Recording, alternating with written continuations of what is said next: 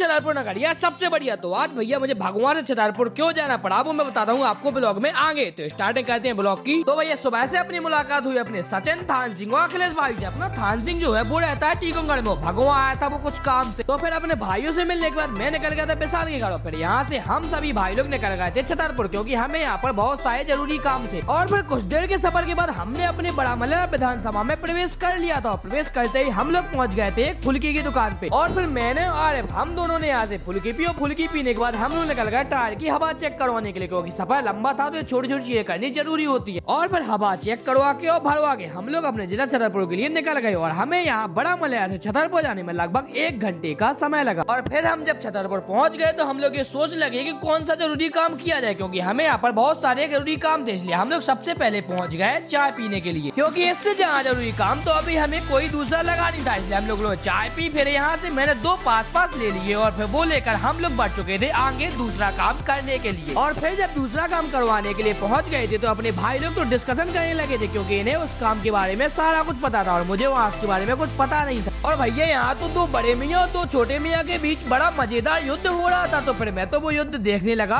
और फिर जिस काम के लिए हम आए थे वो काम भी कम्प्लीट हो गया था। इसलिए हम लोग निकल गए थे अगले काम के लिए। और अब हमें जहाँ था सैमसंग सर्विस सेंटर। जब हम यहाँ पर आए तो हमने देखा कि दुकान तो यहाँ पर बंद थी, इसलिए हम लोग पहुँच गए बजरिया के लिए। और फिर बजरिया पहुँचते ही हम लोग पहुँच गए वहाँ की एक कपड़े की दुकान पे, जहाँ पर अपने आरे भाई को ले थे कपड़े। तो फिर वो कपड़े देखने लगे और मैं खुद को शीशे में देखकर ब्लॉग की क्लिप बनाने लगा। और फिर जब आरे भाई ने कपड़े ले लिए तो हमने सोचा कि क्यों ना आप घर के लिए चला जाए। इसलिए हम लोग घर के लिए निकलने लगे और जो हमारे साथी थे वो थोड़ी आगे निकल गए थे। हम घर आने में हुए थे काफी लेट और लेट के साथ साथ ठंड भी ज्यादा पड़ रही थी, तो हमें ठंड भी लग रही थी। लेकिन हमारे पास सारी व्यवस्थाएं थी और साथ साथ में हमें ट्रक भी थोड़े समय के लिए ठंडी हवाओं से बचा रहे थे। थोड़े सफर के बाद हम लोग पहुंच गए थे एक ढाबा पे, जहाँ पर बैठकर हम लोगों ने चाय पी और फिर चाय पीकर हम लोग घर के लिए निकला। तो यही मेरा रहा आज का ब्लॉग। तो ब्लॉग कैसा लगा आप लोग बताना जरूर। हाँ, फॉलो जरूर कर लेना। मिलते हैं अगले ब्लॉग में। जय श्री राम।